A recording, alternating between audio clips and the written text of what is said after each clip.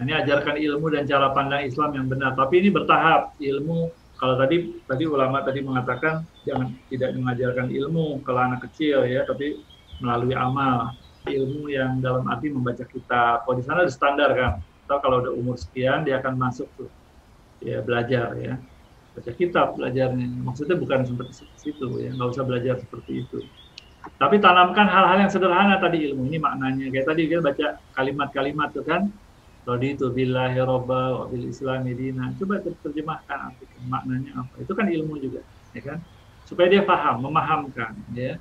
Kemudian memberikan cara pandang yang Islam yang benar, yang mendasar, ya, cara pandang Islam yang benar. Worldview juga kan sebetulnya Islamic worldview, ya, hal-hal yang mendasar ya. Nah, sampaikan ilmu yang mendasar yang berkaitan dengan persoalan keimanan sehingga anak nantinya semakin kenal, semakin ma'rifah dengan Tuhannya, ya. Bacakan ayat Al-Quran, ya, hadis, sedikit-sedikit aja yang ringan-ringan ya, yang mudah dipahami, jelaskan maknanya, ulang. Bacaan Quran itu didengar sama anak itu, insya Allah bisa juga jadi sesuatu yang memasukkan iman ke dalam diri dia. Ya. Kenalkan anak pada identitasnya sebagai Muslim. Kita ini Muslim, nak, ya. Apa artinya Muslim? Muslim itu begini, begini, begini. Ya, Tuhan kita Allah, ya, Nabi kita Nabi Muhammad. Siapa Nabi Muhammad? Cerita. Ya, sudah diceritakan sama anak, ya. Sehingga dia paham, oh Muslim itu harus begini, oh Muslim itu harus begini. Ya. Kemudian kenalkan dan tanamkan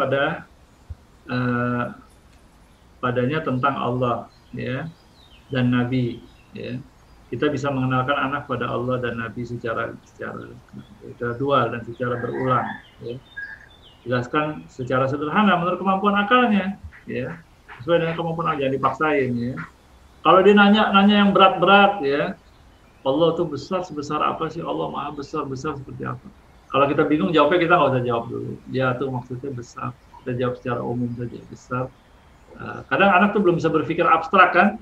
Nah, ini kita maksudnya besar itu agung. Nah, gitu aja, agung. Sesuatu yang kita tuh takjub, ya. Jadi yang sesuai dengan pemahaman dia. Kemudian kita bisa mengenalkan anak lewat kisah-kisah, cerita sama anak dengan buku cerita, bisa dengan kita sendiri menceritakan pada anak, ya. Anak tuh suka dengerin cerita, ya, suka mendengarkan cerita. Nah, kalau anak kenal dan ada rasa cinta, ya walaupun sedikit, insya Allah akan Allah dan Rasulullah SAW, ya, dia akan selalu tahu tempat untuk kembali, ya. Kalaupun dia nanti sempat nakal atau apa, dia lebih mudah diingatkan, insya Allah. Ya.